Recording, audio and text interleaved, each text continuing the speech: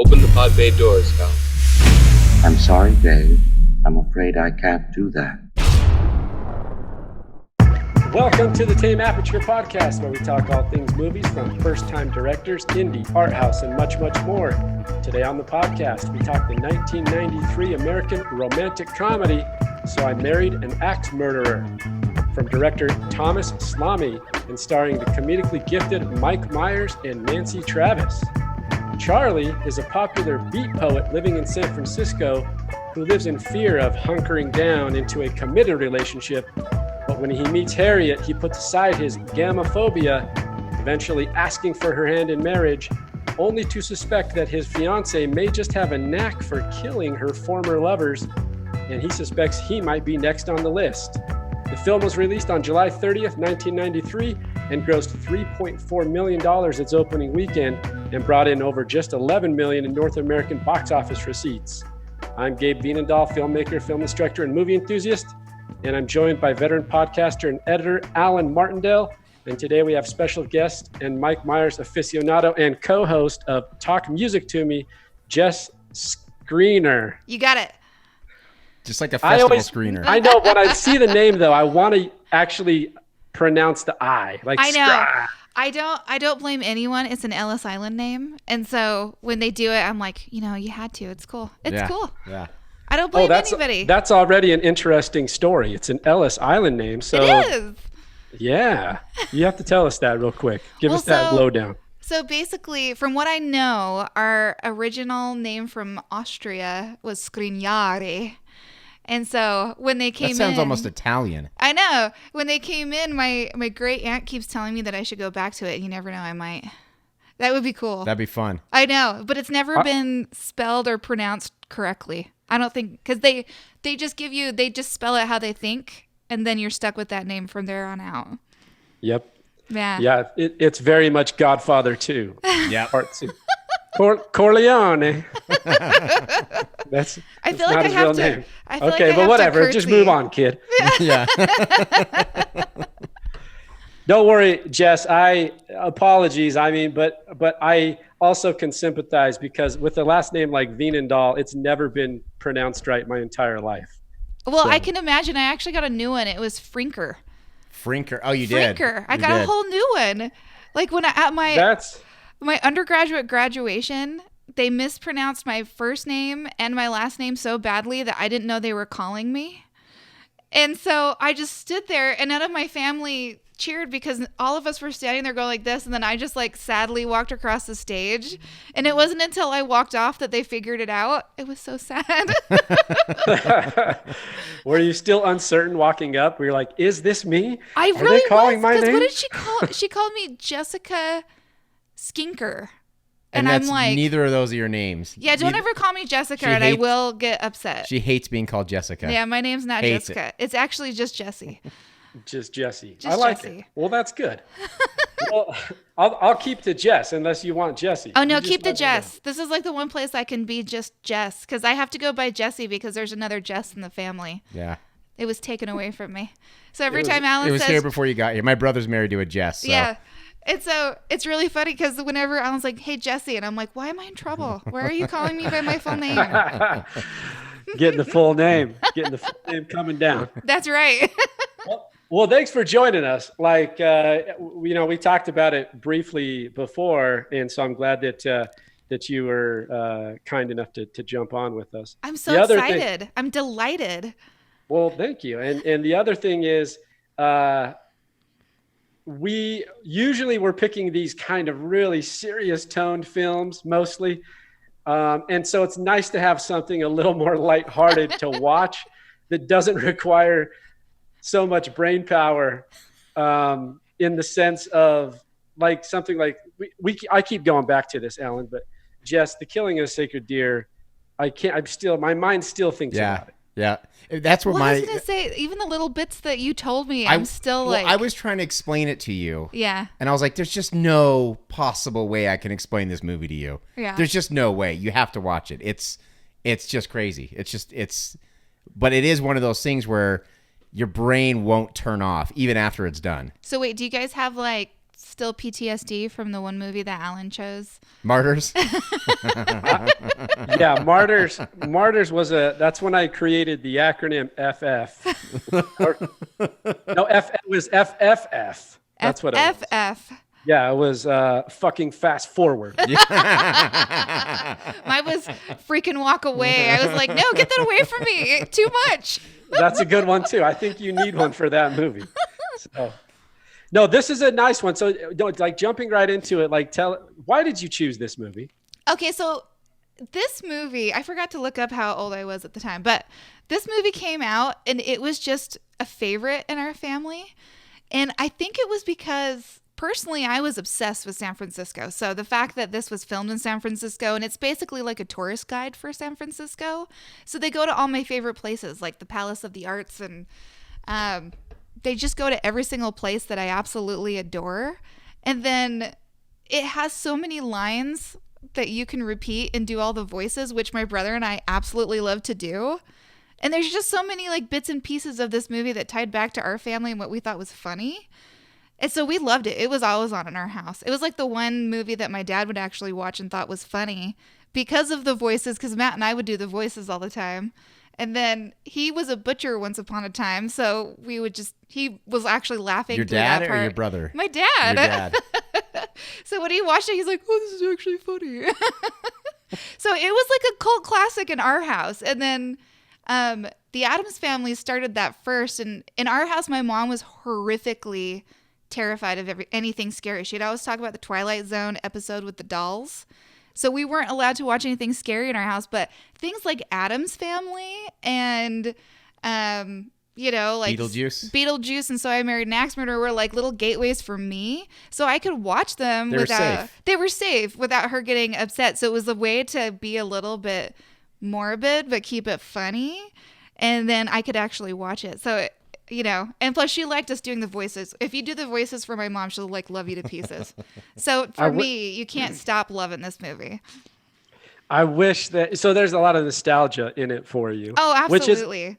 Which is always kind of the foundation of especially comedic movies. Like what happens, and especially when it's relatable amongst the family. Yes. Because and I can totally see where you're coming from, because my brother doesn't live in the state. He lives in Colorado. But every time we get together, we don't even talk in normal just conversation. It's just movie lines back and forth. Yeah. So I totally understand where you're coming from. And then a lot of one-liners, particularly in this movie, and then the accents and all that kind of stuff. So that's a lot of fun. So a lot of nostalgia is in it for you.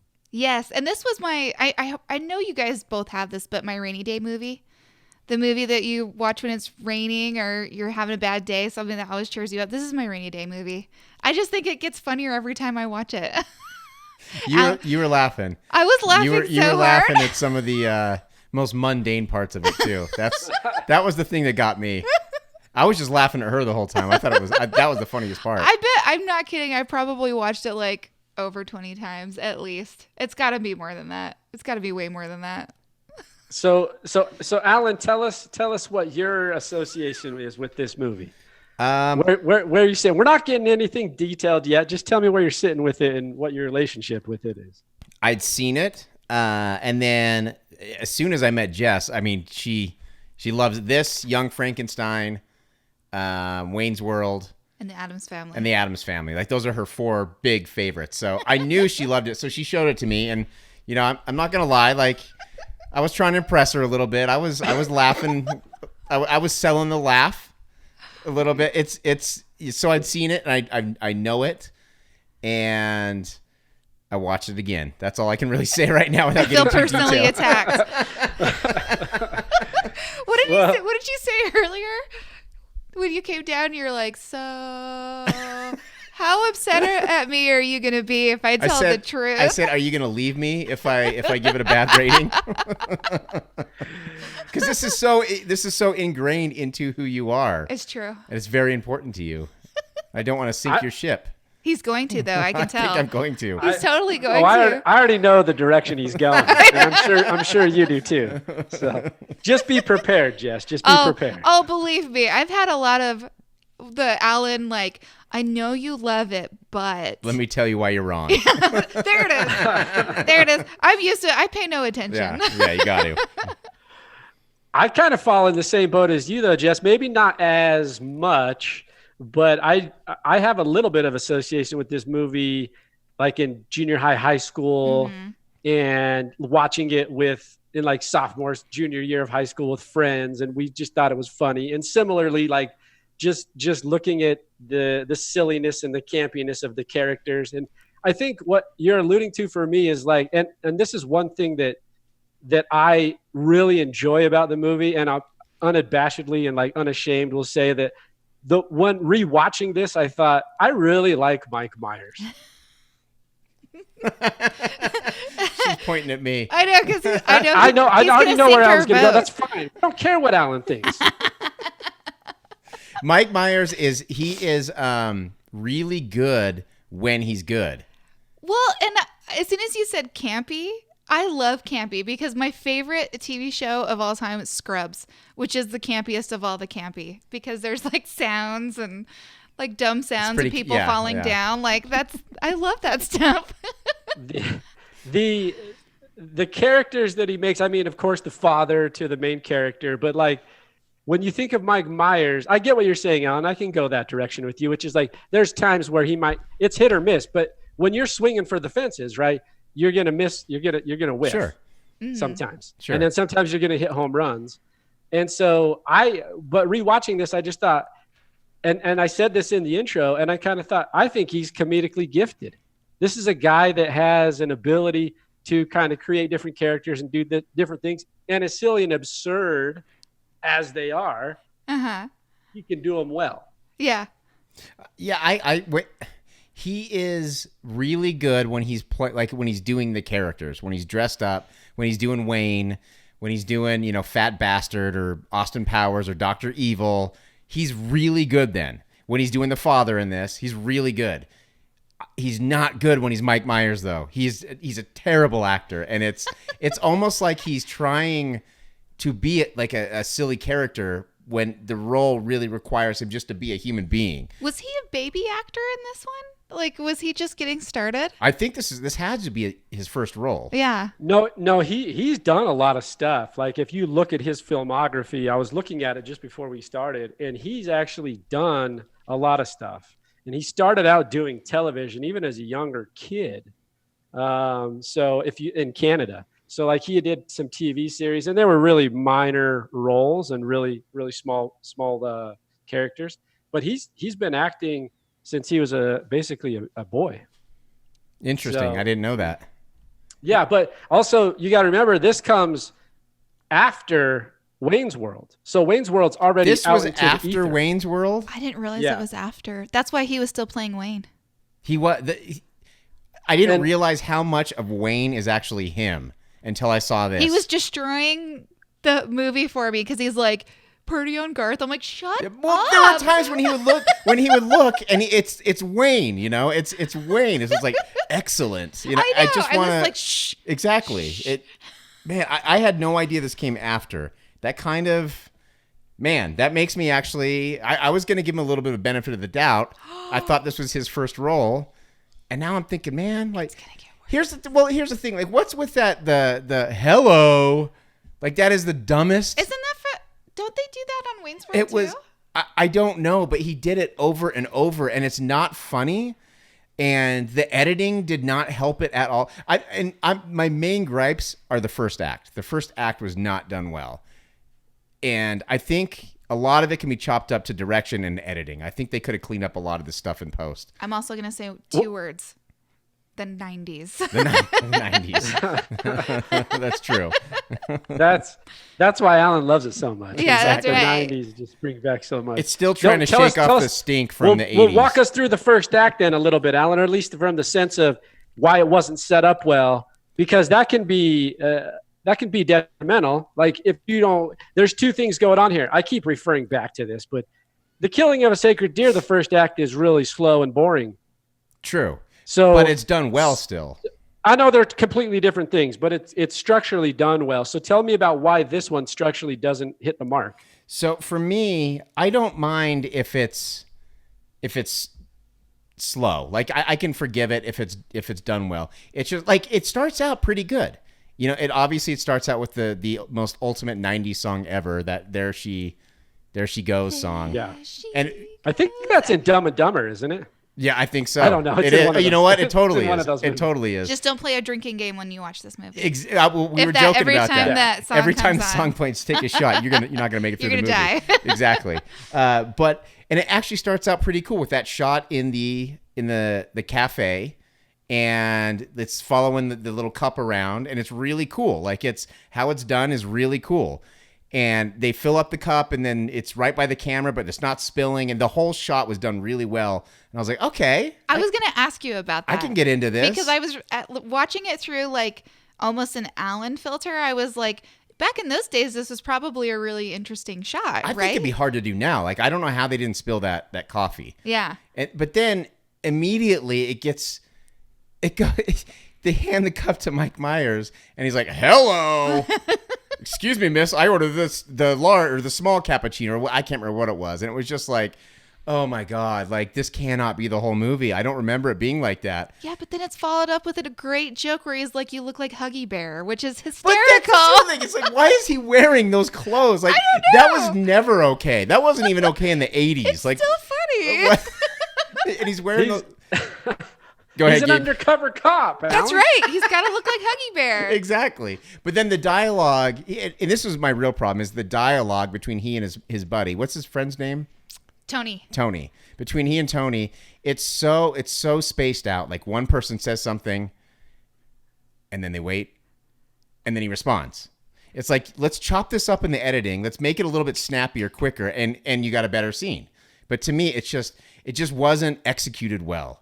The movie gets much, much better once we get past all the exposition stuff. Yeah. And you know, the whole setup. And it gets much better. But that first act I was having a hard time, not going to lie. Could that be a directorial thing too? I'm sure. Yeah, I'm sure. I'm sure. And sometimes, you know, they'll have people wait, so they'll have some more freedom in the edit. Yeah. But they didn't utilize that freedom. Like they had so much space and time that they could have played around and chopped up the dialogue. But they didn't. They just played it and waited and waited. And are these things that drive you insane? Drives me insane. Because you're like, crazy. I could have edited that better. Well, anyone could. Anyone should have. That's the thing. No, I agree with that. I think that editorially at the beginning, it's pretty slow. And those cut back and forths, I mean, you definitely could have sped that up a little bit. Mm-hmm. Yeah. It was, and I will say, when he hands him the cup, and it is handing the cup to Wayne. He's just like handing the cup right over to Wayne. Exactly. Exactly. Maybe that's why I loved it so much. Like, it's in the same there's vein. a bit of carryover from the previous film that he made. Totally. Yeah. Totally. I know as soon as Alan started pointing that out, I was like, oh, you're ruining it for me. Stop it. Because I love Wayne's World. Oh, so do I. It's one of my, all-time guilty pleasure. I love that movie. And so I really wanted to like it, but it's just, part of that was I couldn't get past the idea that this is not Wayne, and he's kind of acting exactly like Wayne. Well, and then you had all these follow-up questions, like, is his hair red? I'm like, I don't know. It's also easy. Well, Wayne's World's easier to like.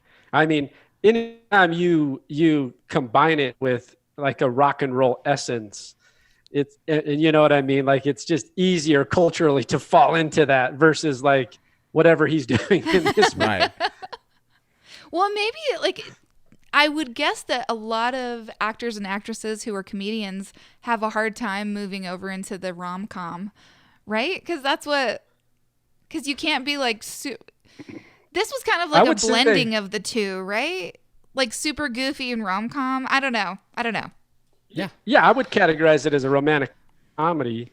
And I think that's true. It's hard. It's hit or miss. Not all of them can translate over. I think, though, if you look at where the ones that do succeed do come from the pedigree that he's coming from, which is SNL. So if you look at SNL's lineup, when they translate over into comedic, feature films, usually they do pretty well, right? Yeah. They do translate over pretty well.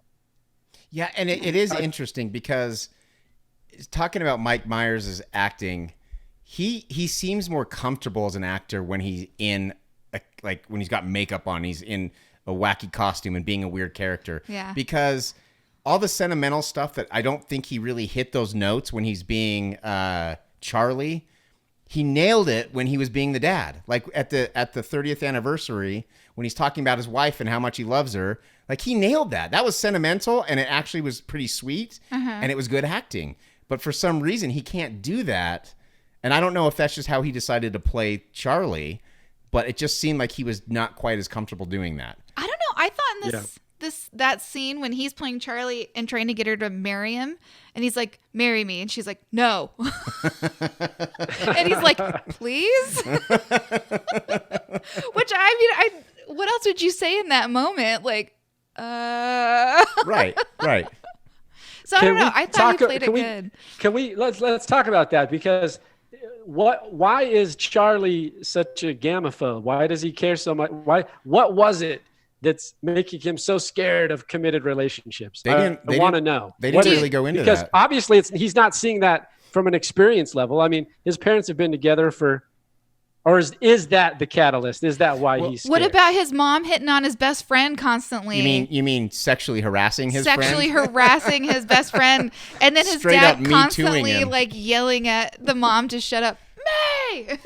And that's the thing. I think they set that up with the family having a dysfunctional, the parents having a dysfunctional marriage, but they don't really go into it very much. No. And even if they did do that, it's almost counteracted at the anniversary thing, because it is a sweet moment, and you can tell that they've been together forever. They yell at each other, but they still love each other. Yeah. And there's a reason why. So I don't know why he's got that fear. And wait, is that the real term for it? Gamaphobe? I don't know, but that's what I made up. That's what I did my research on. I was so impressed. I was like, there's a word for it. I know. I was like, wow, that's smart. Well, see, and there was always a joke in our family, because I always used to tease I'd never get married and I'd never have kids. And so on the scene where he's like, "Marry me," and she's like, "No," the family joke was that was going to be me. And so every time it would come up, everyone would look at me and I'd be like, "Everyone just shut up." Don't tell me what to do. I know, don't tell me what to do. Yeah. But I just always thought that was hysterical, because in rom-coms, when somebody's like, "Marry me," and they're like, "Oh my God, yes." And she's like, "No." But so you've seen this movie however many times. Many times. Where is that fear of commitment coming from? For me, no, for him, for Charlie. For the character. Yeah. If I were to guess, I would guess it doesn't seem like, so in that like kind of private moment at their anniversary, he finally is kind to her, and you can see it in her face because she kind of melts. But it seems like they spend the majority of their lives in separate rooms. And then when Charlie brings home girls, they give him a hard time the whole time. Yeah, so maybe it's one of the few times he sees his parents acting sentimental. Yeah, and then it pushes him to finally have something like that in his life. But I didn't see that between them until then. That's a good point. I didn't either. And then they embarrassed him in front of the new girlfriend, which sounds like they did every time he brought over a girl to the house.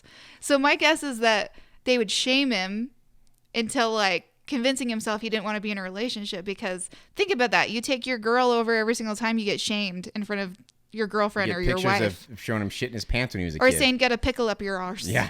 And so like, to me, it just seemed like the parents didn't have a lot of love between them. But if you see like Charlie and his mom, when she's like, "Oh, that's so sweet of you," and he brings the haggis, and then they're like yelling at each other, but there's not really a lot of exchange between the two of them other than yelling. True. So to me, I'm like, he probably didn't want that type of life or relationship. That would be my guess.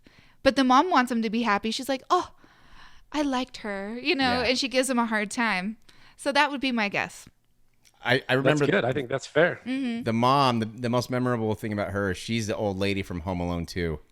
Oh. She's the pigeon lady. See?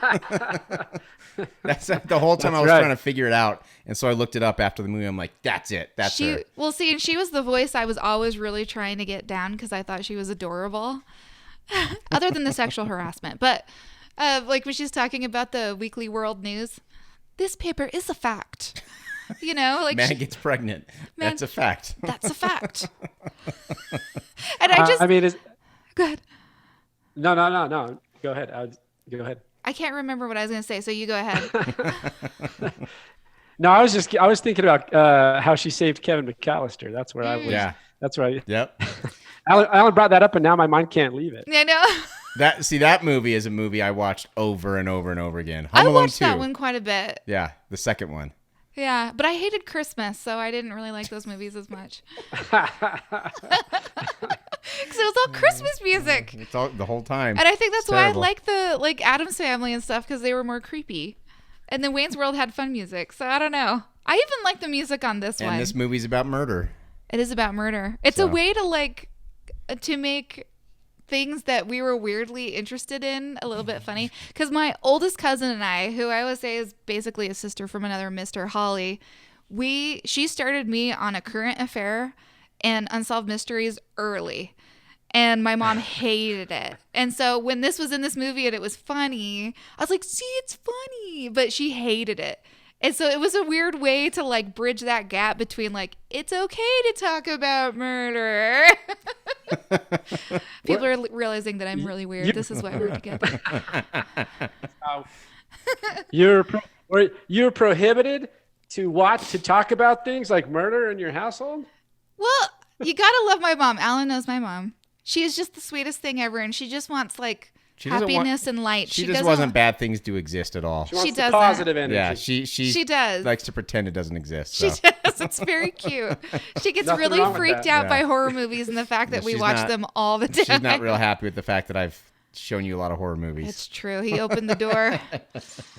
I was gonna say if you're in a relationship with Alan, there's no way you're getting around watching horror movies. Yeah. Oh yeah, no, and it's been fun. Like I've gotten to the point now where I understand what he's talking about.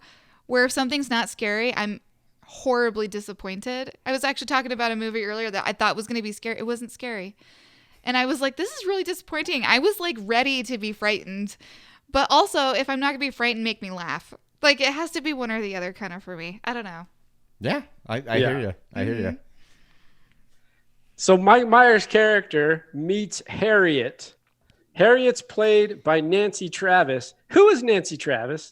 I've seen her. Do we know? She's like a very 90s. I did some research, but she's gotten a lot of things that become extremely memorable. She's like one of those people. It's like, oh, that girl. Yeah, like but I've seen her. I don't remember what she's been in, but I remember she was in a couple things in like the 80s and 90s, I think.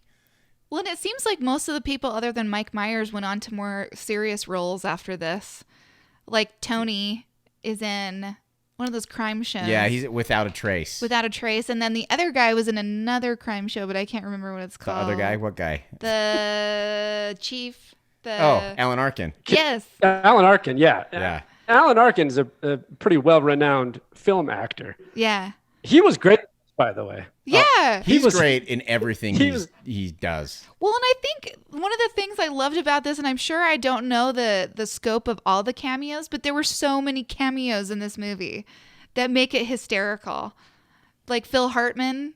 Anytime Phil Hartman pops up, I'm happy. I'm smiling. I know. It seemed like it was a lot of the either SNL people or comedians seem to be popping up a lot. So I think that Charles makes it... Grodin, he was pretty big in the 80s and 90s, wasn't he? Yeah. Yeah, that was kind of fun. The best, I don't want to say the best character, but the best interaction though in the whole movie is the dad and his younger son. And I just want to say that he is the kid, I think his name is Willie. Yeah. But he's credited as Heed. We were watching the credits. I thought that was so funny. And of course, that kid's in the Mighty Ducks, and he was in a bunch of movies in the 90s. And he doesn't say a damn thing through the entire movie. He just gets yelled at through the entire movie. He's going to cry himself to sleep on his huge pillow. On his huge pillow. Much like Sputnik. Yeah. Right pointy in parts.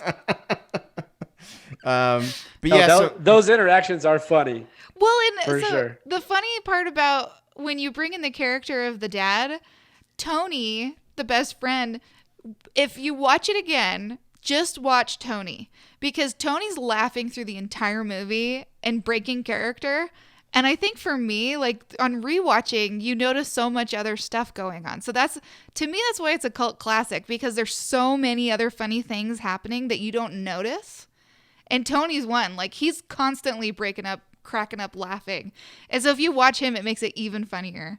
See, these are all the things that made me appreciate this movie a little bit better because, I mean, once we start getting into the love story and like I didn't like the montage in the butcher shop. I thought that was like, how many times can you show them playing with meat? Like, again, like let's just cut like the last third of that montage out and then I get the picture. Yeah. I also think I'm not so sure Nancy Travis was the right casting decision on this. And I know, and Gabe, you're probably going to talk about this in trivia, but I know Sharon Stone was going to take this role. I just can't see it. She'd be too sexual. I think she'd be perfect for this. Because I don't know when Basic Instinct came out. I'm learning more things about Alan. Well, I don't know when Basic Instinct came out, but she was a murderer in that. So knowing what we know, she can play that role. To me, it would just, the subtext of her being in that movie would make it a little bit more sinister, I think. She's too pretty. She's got this. I thought this character was perfect. She's more unassuming. Like, she wasn't she's scary. Not. I didn't for a second. Oh, come on. Not for 1 second did I think. Gabe, did you think she was the murderer? I mean, I know you've seen this movie before, but was there at any point, did you ever think that she could possibly be an axe murderer? No. I did. I know women more than you guys. Face. You just know how to get away with it. Because here's the other thing. I'm liking this path that, Alan, you're taking here with the possibility of Sharon Stone because Basic Instinct came out in 1992. This would have been right off the heels of that. This would have been right off the heels of Basic Instinct. It would have changed it would have changed the complete dynamic of the film and quite possibly, Jess, made it better. I think it would have. I think guys would have liked it more because it's Sharon Stone. Well, I don't think so. I think, to me, it would have been, because we know she can play evil. Like, we know she can play sinister. And there was even when Nancy Travis, when they're at dinner and she starts to, like, be a little bit more menacing, I didn't believe it for a second. She's too nice. I love it when she gets weird with her weird stares and she's, like, grabbing onto him and getting strange because you are, you get married. And suddenly she's acting super weird. She goes from nice to being super weird. And now she's talking in a weird way. Like, her voice gets lower and she's like sneaking around, following you everywhere. I'm like, come on. And she's unassuming because she seems like the good girl. I think the misdirection would have been better with Sharon Stone. The misdirection with Sharon Stone would have been, look, we would have believed she was the axe murderer and in our mind said she's the one. And then the misdirection later would be, whoa, she's not the one. Her sister is. Right. And that would have thrown us for a different curveball. So I like this little idea. Alan should be the casting director. I agree. And I knew from the get-go the first time I watched it that it was the sister. Of course. You know it the second you see her because she looks too creepy. She's way too creepy. She looks too creepy. You can't do that. That's another bad casting thing. But then the question is, like, do they murder together? Like, that was my follow-up question the first time I watched it. Do you guys know why Sharon Stone didn't end up playing this role? Why? She had it. But I want to hear. She had it, but she wanted to play, what's her name? She wanted to play the Nancy Travis's character, and she wanted to play the sister. So she wanted to do a double role. And the studio didn't want her to do it, so she just was nixed altogether. I'm going to disagree with you guys. I think she would have been too big of a character. She would have been too big. She would have overshadowed Mike Myers. Well, that's not a bad thing in this movie. No, it is. Not a bad thing in this because movie. I love Mike Myers in this movie. It would have made it a Sharon Stone movie. That's why this is great with the casting because they're all a little bit unknown. Like, to me, it makes it more unassuming. You actually have to think about it. Sharon Stone, that's a dead giveaway. You got the power of nostalgia really digging in on this one, don't you? Because I'm like, it's such a boy thing to say Sharon Stone. No, it's not about that. She's more menacing. She can be more menacing. That's it. That's for me. That's all it is. I think it's about boobs. I think from a plot perspective, I'm just kidding, and then we'll move on. But I think from a plot perspective, there's the possibility the misdirection would be stronger. I agree. But nonetheless, we meet Harriet and Charlie kind of start this relationship, and the next morning we are introduced to Harriet's sister, who immediately, I mean, I agree. I think immediately you kind of get the hunch that she's the crazy one in the family. But meets the sister, and the whole time the beeline of this story is basically that out in San Francisco, the news is that there's this killer out there on the loose that's been getting engaged to men and then killing them off. right? And so it's kind of the parallel story to what's happening between Harriet and Charlie is that, hey, out in the world is some, crazy lady that's marrying people and then axing them. And it's the one time Charlie is actually right about someone with his crazy ideas. Just his luck. The one time he's actually right. Well, kind of, because it was the sister. Yeah. So it ends up, they get married, right? Tell me, okay, Jess, we'll start with you. Tell me, and this is a broad question, but it's pretty basic. Your favorite scene in this movie? My favorite scene in this movie is when the dad is sitting with Tony in the living room and they're making fun of the younger son and Tony's cracking up. And honestly, that's my favorite scene. I'd say a follow-up scene would probably be the rooftop scene. The chase at the end? The chase. Those are probably my two favorites. But honestly, I would probably turn on the movie just to watch the scene between the dad and the younger brother. That's my absolute favorite. And just the intro with the Saturday Night song. All of it's just perfect. To me, that whole thing is just perfect. You couldn't make it any better as far as I'm concerned, especially with them cracking up. I just think the entire thing's amazing. Yeah, I agree. When he's laughing, it makes it better. Well, makes it better. I didn't even notice that until probably the third or fourth time my brother and I had watched it, and he's like, "Watch the friend," because you're paying attention to the dad. Right. You're not even looking at the friend, and then you look at the friend, you see him dying, and that makes it even funnier. It's almost like that was the best take they had because he brought, it just feels like he keeps losing it. So they're like, just go with it, just keep laughing. For me, when you think about this movie years later, that's the scene I think about. I don't think about anything else, but I think about that scene where he's making fun of Heed. Oh, and the part when they're at is it the Palace of the Arts? Is that what it's called? I think. And he's like, "Nadia, I'm coming." And he's jumping. And she was like, "What do you look for in a woman?" And he's like, "Well, I know some people say personality, but I'd have to say breast size." And she dies laughing. And to me, that was another break in character where they just die laughing. And so it became this weird thing of see when they break character. So I don't know. That was another one that I absolutely loved because she just starts dying laughing. And it just looks like they're having fun. Yeah, I think that's fun. If people are listening, if they watch this film, they should look for those little moments where the characters break and actually laugh during the scene at what's happening in the movie itself. You know what, too? That's very much like a Saturday Night Live thing, right? Mm-hmm. Saturday Night Live sketch type comedy where they're just going to break character. I mean, I still remember one when Will Ferrell was with Jimmy Fallon with the cowbell, and Jimmy Fallon cannot stop laughing. He's supposed to be in character, and all he's doing is just laughing at what Ferrell is doing. So that whole essence kind of it's interesting. I think you should, if you watch it, you should look for those little side moments where the side characters are breaking character. My favorite Saturday Night Live breaking character is when Chris Farley's doing the Matt Foley character, and David Spade and Christina Applegate are sitting there on the couch. And when he jumps and he breaks the table, and it just cuts to them, and they are just hiding their hands in their faces because they're laughing so hard. Wasn't that around the same time? I feel like it was great comedy. That was, to me, those were the comedy greats, because you've got these movies coming out and then they're on Saturday Night Live and it's hysterical. There was so much funny stuff going on at the time. Yeah. And actually, that early 90s to mid 90s was unbelievable for some of the stuff they were doing. If you go back to the wedding scene and just watch all the people dancing, that's another one to watch. That was another scene that you're like, look at all the stuff going on. It's hysterical at this party, and it was pretty funny because stuff that is not highlighted on camera, you can see it in the background, people just doing weird shit. And weird it's stuff. Hilarious, and it did make the movie that much more enjoyable.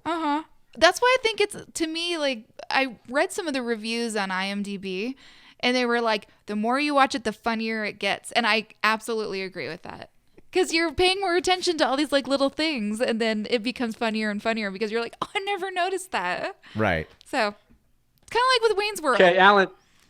Yeah. With Wayne's World, it's layered. Yes. It's layered. There's layers. Very layered.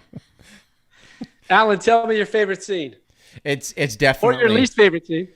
My least favorite scene is any time he's talking about his relationship problems with his friend. Just, oh God. Like, it's not necessarily this movie.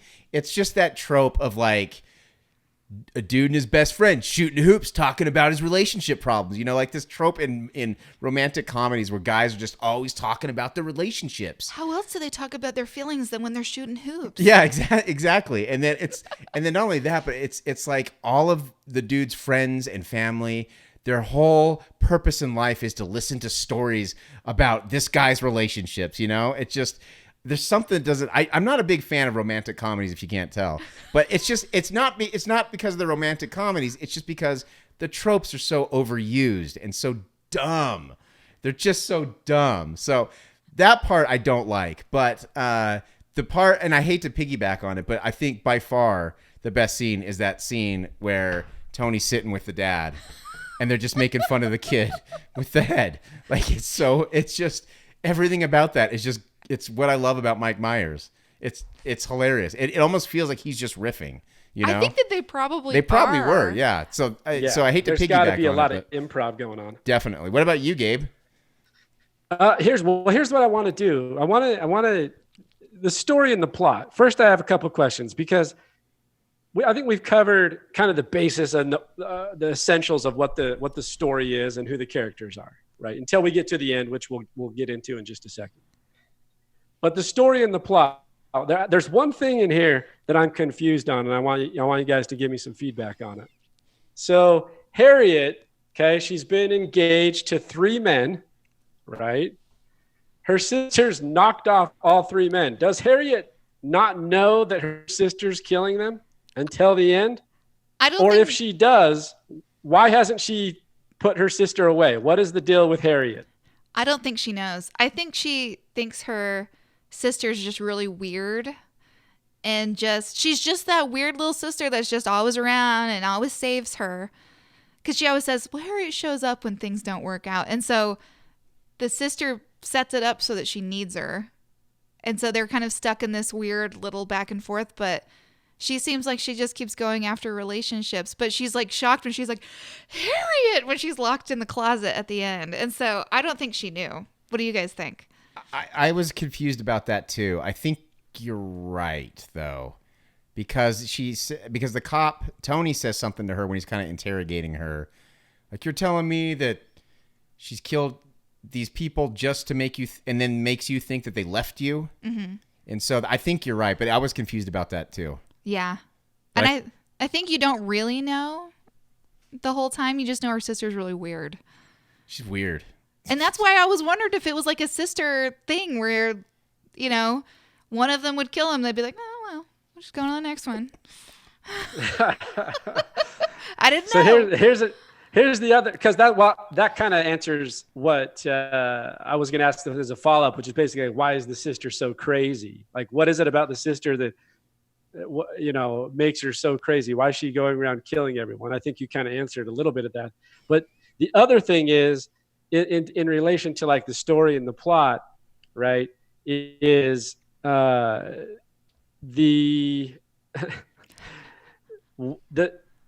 even if, does Harriet fall in love too quickly, first off? Because if she's been in 3 relationships and all these men have just left her, within like a very short span of time, she's ready to commit to Charlie. Is that just my unconventional approach, or is she cool? She's good with committing so quickly. What's the thoughts on that? I think there's something wrong with Harriet. I would still have red flags going up. Like, even when it works out in the end, I'm still like, You're right. And here's another point of why she was miscast.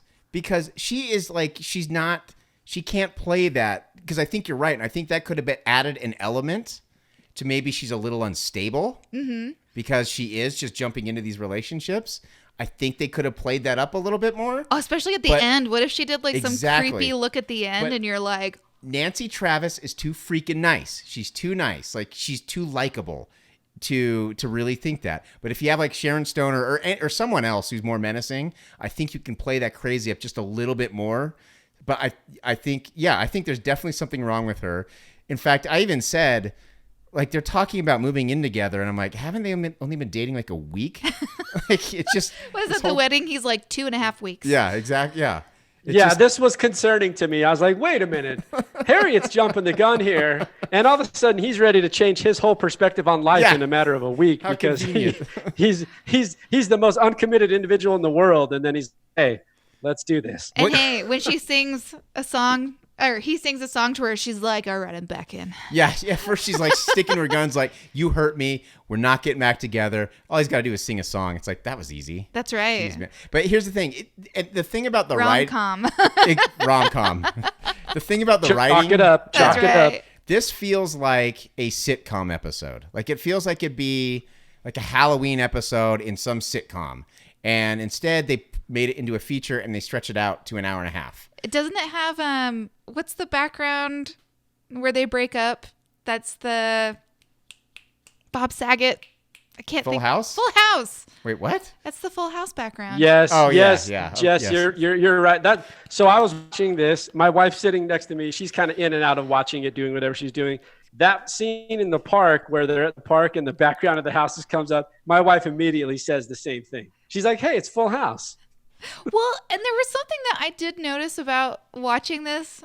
I was like, this feels like an ad for San Francisco. It does. It really does. And then I had follow-up questions to how Harriet and her sister have such a humongous mansion-like condo in San Francisco. And Alan looks at me and goes, she's a butcher. She's a butcher. And they live in San Francisco proper, yet they live in a mansion. And they've got 3 stories. Yeah. That's right. Exactly. And a huge tub. And a huge tub. And a shower that has a frosted glass window overlooking the balcony. Well, in the honeymoon tub. Yeah, in the honeymoon tub. Man, I want to be a butcher in San Francisco. I'm in the wrong business. Yeah. What am I doing wrong? Yeah, I know, exactly. Right? What kind of butcher are you? So you brought this up and we kind of jumped back a little bit because favorite scenes, like the favorite scenes to me, I mean, he'd move. Those are great. I think him as the Scottish dad is hilarious. That's where we talked about Mike Myers shines, is when he gets into character, he can really shine. But I actually like the scenes that I enjoy most, that I think are the most silly and dumb, and I don't know why I like them so much, is when he's doing the poetry readings. Those are fun. And he's just, I don't know what it is about him, but they make me laugh every time. I think it's because it's kind of the crooner / Frank Sinatra / poetry slam. And it just makes me laugh. And I think he does them really well. I actually that's the one thing in the movie, because Jess, I got to be honest with you. Most of it, I'm like, okay, I don't need more. But that, I was like, I could use more poetry slams. Well, isn't he totally making fun of the beat poets? It feels that. It feels like the beatniks. Yeah, and he lays it on thick too, but it works really well. Yeah. Because the other thing I remembered about this movie was not just the scene with the dad, but the woman. Whoa, man. Yeah, I remembered that from like when I was in junior high. Yeah. You know, like I didn't remember the movie very well, but I remember that. Because me and my friends would walk around saying that. Well, see, whenever there was somebody who was super drunk, we'd be like, we have a piper down. We have a piper down. And I think it was like maybe me and one other friend who got it. And they'd be like, Inside joke. I know. No. They're like, what piper? And we're like, I love it. So we get to the end of the story. Okay. They're on essentially their honeymoon. This was weird, by the way. I'm sorry. This whole setup was weird. And so they get to this hotel. I can't remember what was the name of the hotel, Jess. Do you remember? Wasn't it like it's not the Overlook or something. It's where all the beatnik poets go. I can't remember the name of the hotel, but it felt like it was making fun of something, and I couldn't figure out what it was making fun of. It's just some bed and breakfast. Let's see. The hotel. But it's okay. But they get to the hotel and they're having dinner. And this is where his friend, Charlie's friend, Mike Myers' friend, the detective, figures out thinks he figures out that his newly minted wife is the murderer. Mm-hmm. Right. So he calls him. There's an urgent phone call. And tells him, hey, Harriet's the one. She's the one that's been going around killing all these guys. And so that freaks him out. And the part that I hated about this scene, it was so strange, was all of a sudden they just usher him off into the room. The whole hotel grabs him, carries him off in a chair to the room, and like isolates him into the room. It was so weird. They're so happy. I was like, what the hell's going on? And they're taking such joy in the fact that these two are going to go bang on their honeymoon. Like it's just like it's the weird. weirdest but thing. Do you remember there were some movies that came out around the time that were odd? They were just odd. Like if you go back and watch Clue, and then if you go back and watch Nothing But Trouble, there are just times in those movies where it was like, what is going on? And it just felt like one of those movies where it gets really weird and you're like, I don't even know what like vortex we're in at this point. There's this some is weird strange. stuff. There's some weird. That was very strange, and how overly zealous the couple celebrating their anniversary were. Like it was just the whole vibe was very weird. What do I do? Don't worry, you'll know what to do. Exactly. And it almost felt like they were like, well, we just got to end the movie real quick. So we got to get him to the bedroom. Because the bedroom, we can do the final showdown. So the only way to end this scene at dinner to get him to the bedroom is to just randomly have the entire hotel usher him off. Right. It's very odd. But that's what I'm talking about. The writing is just not good in this movie. It just feels like sitcom writing that they just somehow got a lot of money to make a movie. And so they're like, well, we're going to make a feature this time. And if you're coming off Wayne's World, right? Like, of course, almost any kind of financier is going to be your beck and call, right? Because came off Wayne's World. Think about Mike Wayne's Myers World. Didn't write it. Robbie Fox. I don't know who that is, but Robbie. No, but Fox I just mean wrote if this. he's attached to the movie, the money's there. So whether the writing was good or not, it's like, oh, we got Mike Myers, and then they're like, okay, where do we send the check? Right. Right. Well, and there are some weird scenes in Wayne's World, like but it makes sense in Those Wayne's are fun, World. though. Yeah, it does. It totally makes sense. Like, well, maybe that scene was, to me, I'm like, I feel like this is hearkening back to something that maybe I don't get, of the like you get married and it's like all about sex or something. I don't know, because my mom and dad were laughing their asses off through that scene and I didn't get it. So I just thought it was very strange. It was weird. Very weird. It was I don't know. Awfully convenient. Let me tell you this. When I got married, if they had ushered me off like that, I'd been like, get the fuck off me. It's weird. I'm not in the mood anymore. Blows, dude. I'd have been throwing blows. Like, get off me right now. Don't be touching me. Like, I have a headache. Weird to me. It was weird. No, that's a very odd scene. Okay, so here we get to the end of the movie. Basically, they're in the room. He thinks that she's the murderer and is kind of trying to avoid her. And then essentially there's kind of this showdown at the end, and her sister shows up. Harriet's sister's there, and with an axe. And then the essential reveal is that, oh, she's the official or the true murderer. Alan, on a scale of 1 to 10, and just 2, how well this executed as a horror chase scene at the end with an axe? If we're talking horror, then none. But none, because you can't. To me, you can't take a romantic comedy, and this is why it feels like a sit. I hate to keep beating a dead horse, but it feels like a sitcom, because it's like, sitcoms, they try to do like rebuttal. The scary, like the Halloween episode where there's, the main characters are being chased or something, but it's not really, nothing's going to happen. It felt like that. Like, it was not, it was okay. It was fine. It was just like, we know what's going to happen. Like, I honestly thought the sister was going to fall off the roof. So I guess they surprised me there because she didn't. But it didn't keep my attention. Okay, really. So can I rebuttal this? Okay, think about this. Yeah. So you're Mike Myers, right? You're the character Charlie, right? And you're so terrified of ever getting married.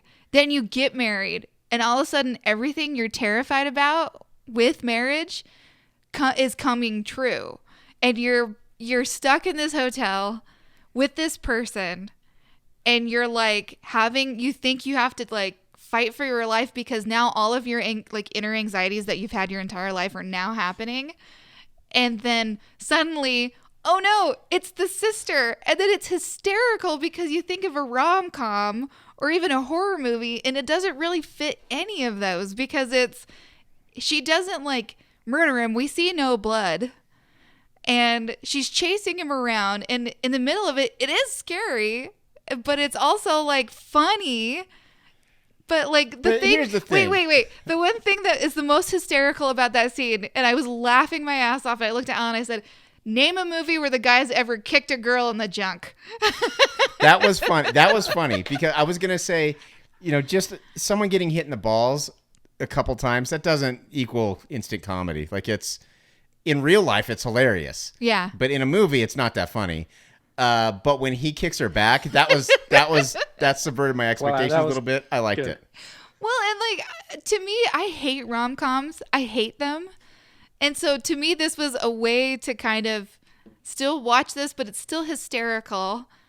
And you're not sure if she's going to fall off the roof. You're not sure. And you never do see any blood. Like no one ever actually gets hurt. I know it's bullshit.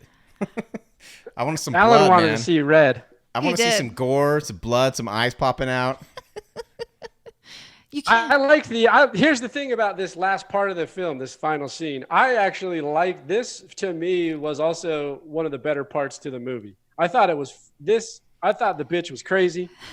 She's so crazy. The whole chase scene to me, for what it could be, was fun. Like it was fun to me. I kind of was engaged. I kind of slowed because you slowed down. Like you slow down at some point in the movie, particularly right up as they're getting to the hotel. Even the hotel scene at dinner was slow. Like you knew like 30 minutes ago what was happening, or you could at least break it down. So I like the excitement and the pacing to speed back up. I thought it was fun at the end, like the crazy chase scene on the roof and the silliness of it. I liked it. I did too. I love it. I think it's hysterical. I mean, if you're going to have a wacky, crazy chase scene and you're going to throw in some slapstick comedy, let's go full Naked Gun. Let's go full Airplane. But they do have some elements of it when Tony gets there, and he's got Harriet. And he's like, they're sitting in the room, and he's like, "You're going to tell me where he is," and you can hear that was funny. The axe hitting the roof, and right. Charlie going, "Ah!" You're right. That was funny. And it goes on just long enough that it keeps getting funnier, and it's like total like Airplane-ish writing. I think. I don't know. You know what? You're right. That was very good. That was well done. The whole meanwhile joke is. Yeah, I liked it too. I thought it was funny. So here's what we're gonna do as we wrap it up here. Okay, I'm gonna try something different. This may completely bomb. I don't know. Before we get into ratings, okay. It's gonna be the one-word summation game or affiliation. If I say to you, "So I married an axe murderer," you have one word to describe the film. Okay. What would that one word be? Ooh. Sputnik. You got Sputnik. That's got some subtext to it. That's got some subtext to it. It does. I like it. I can't do it in one word. I would say miss the mark. You have to.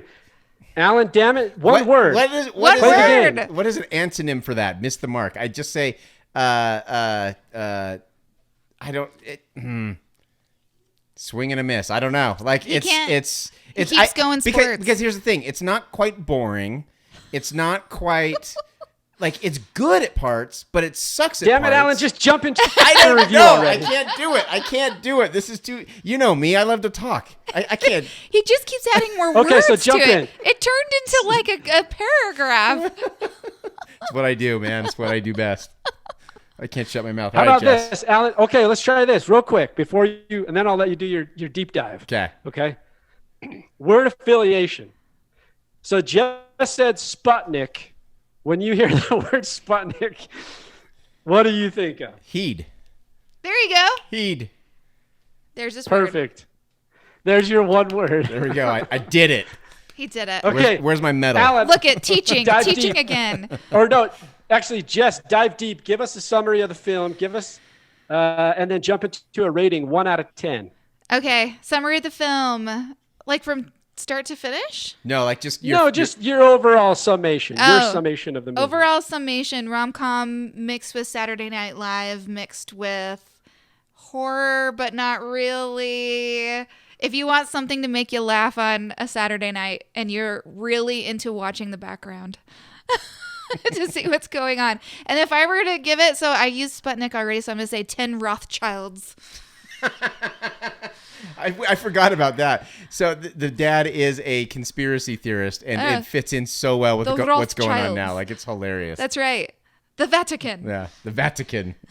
The Kentucky Fried Chicken. What did you just give Did you just give your rating of a 10? I did, because I love this movie. Oh my Lord, Jess, help me. I have watched this movie more than any movie, and the more I watch it, the more I like it. I'm sorry, but I love it. It's my favorite movie. Hey, you know what? Don't be sorry.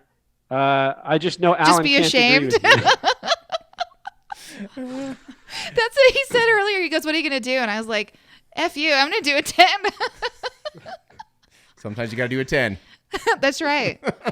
Okay. Sometimes you gotta throw down the perfect score. So now break my heart, Alan. This is a perfect movie for you, is what you're saying.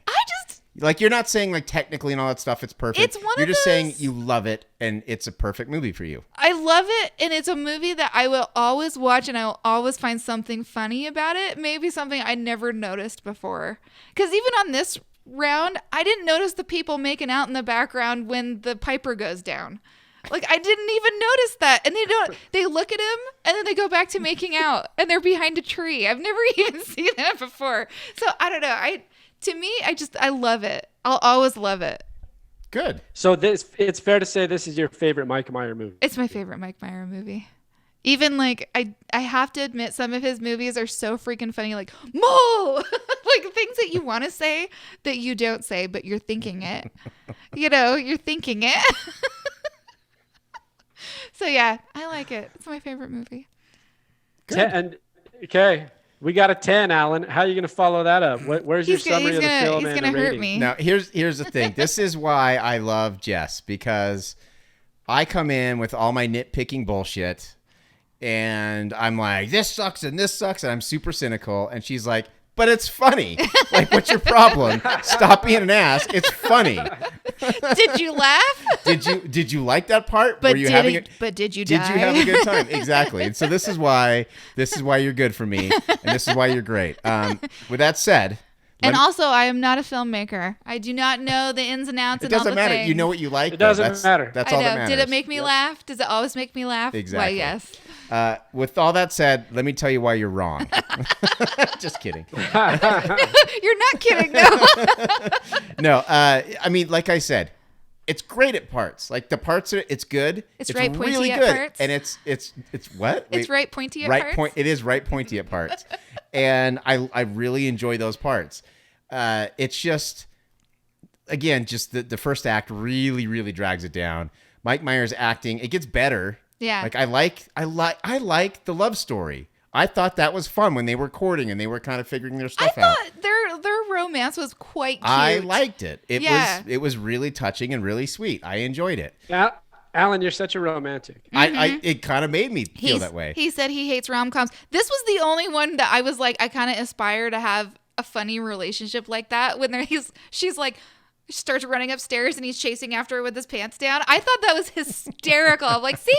That's what relationships should be like. Yeah, no, it's really sweet and I liked it. But the parts that drag it down, I mean, just really drag it down. And the fact that it's right at the beginning just really kind of took it out of me. And I couldn't find myself getting back to the point where I was enjoying it enough to really enjoy it like I should have. I think maybe if they had made those mistakes later on, like somewhere in the middle in the second act, I think I would have enjoyed it more because I would have already been in the mindset like, okay, this is funny. We're doing some good stuff.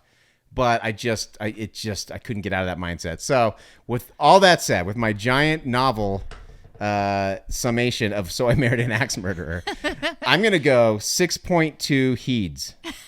There you go. Heeds.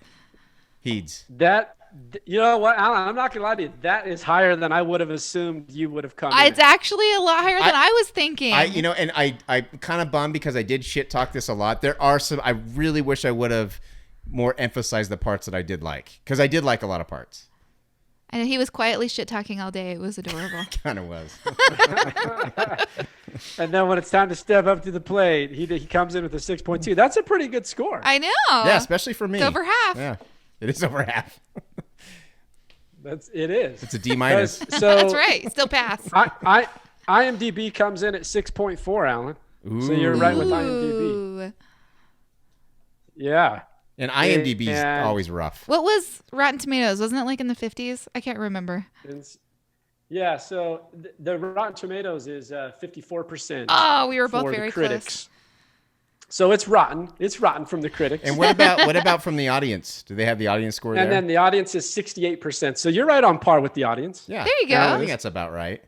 If Jess was on Jess's ratings, it would literally be 100% right here. Everybody would have 100%. I do want to say they gave it a good try. One thing we didn't talk about, I just want to mention really quick. Stephen Wright's cameo as the pilot was hilarious.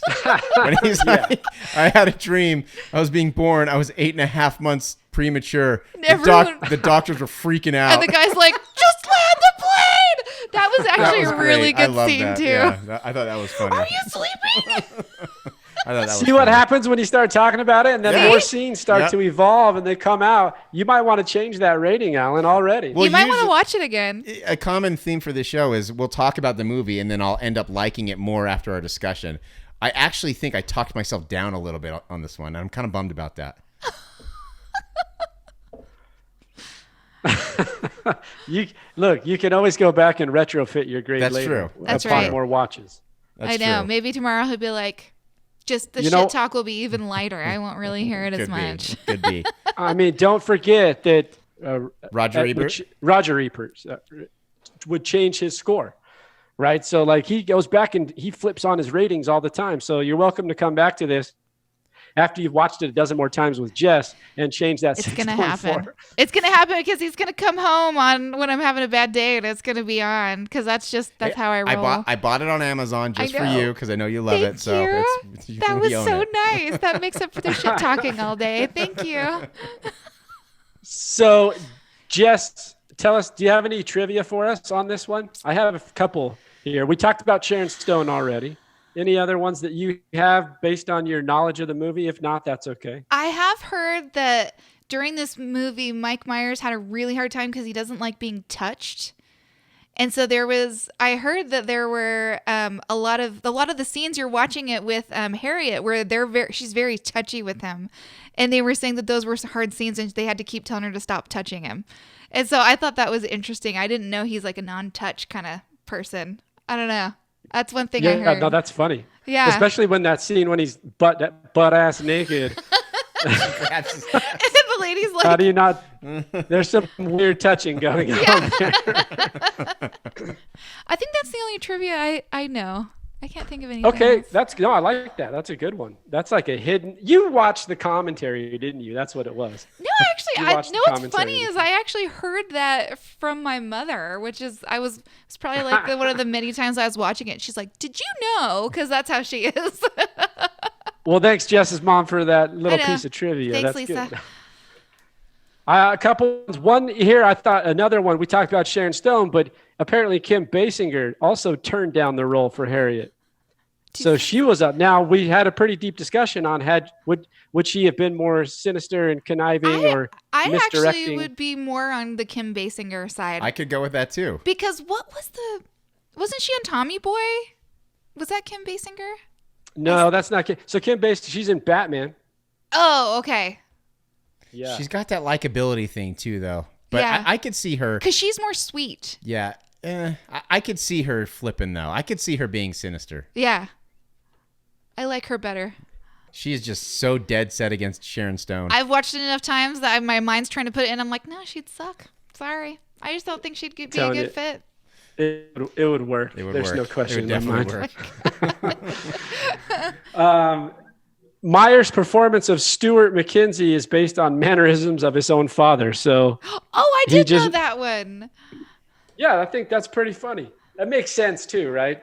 I'm kind of curious if the house setup is reflective of his dad or maybe his upbringing. That would be interesting to find out. I think it's got to be, at least to a degree, right? Like he's pulling little references, I would imagine. Mm-hmm. Like him. And then the last dusting the. Go ahead. Him dusting the pictures of. Now I can't remember. It's like the stars of. Where are they from? Scotland. It's like all the Scotland stars. The Wall of Fame. The Wall of Fame, and he's dusting it. And then we kind of mentioned this before, but a lot of big cameos. Charles Grodin, Phil Hartman, Michael Richards, which we didn't talk about, makes a little cameo in it as well. And then, of course, you have the Alan Arkin as the chief, the chief officer. So, yeah. So for me here, I'm going to sum it up for me, and then I'll give you a little bit of my rating here. I think the movie's fun. It does carry a little bit of nostalgia for me as well, just because I grew up as a teenager, like a youngster, watching it with friends. And so like it's reminiscent, like it takes me back to those little watches on a Friday night and a Saturday night with your friends. And so that's there. Rewatching it again, and I'll stick to this as much as Alan might disagree. I think Mike Myers I think he's comedically gifted. He's fun to watch. There's something appealing about him. And I do agree that most of that comes out when he's in character of somebody else and not his natural persona. And that's not a knock on him. It's just those characters that he builds. I think he builds them really well. The father is hilarious. And the little nuances of Wayne in there work for me because at least they sustain the comedic nature of the character throughout the movie. I don't think we look at Mike Myers' body of work, his filmography. Like he doesn't have, to me at least, and I haven't seen it, the Adam Sandler effect. So Adam Sandler can go do crazy ass comedies like Billy Madison, but then he goes and does Punch Drunk Love, Uncut Gems. He can carry these other types of performances, and Mike Myers doesn't quite have that. You know what I mean?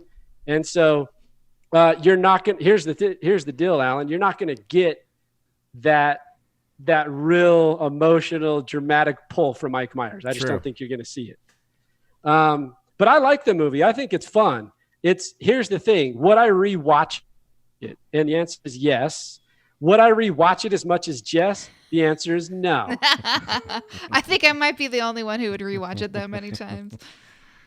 With that said, I'll come. So we have a 10 from Jess. Someone had to break it for you guys. Well, I was even trying to be like, you sure? You're going full 10, huh? Ella's like, maybe you should reconsider that. But I didn't even go like as far into like what.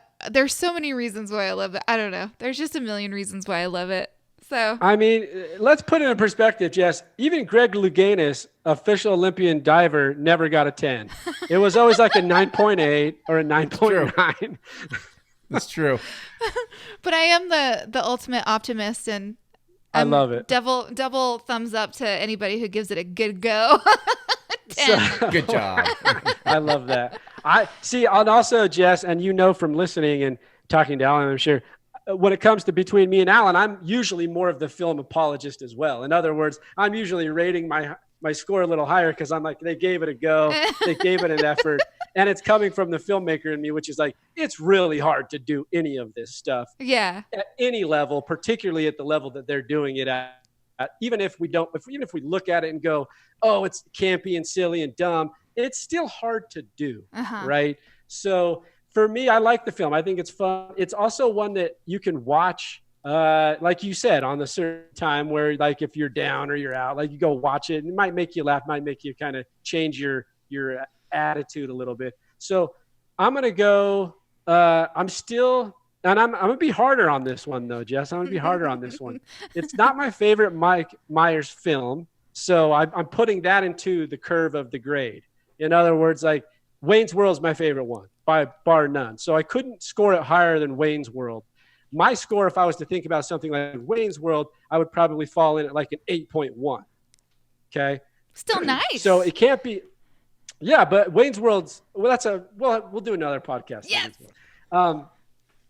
I'm going to come in just a little bit above Alan at a 7.2 on So I Married an Axe Murderer.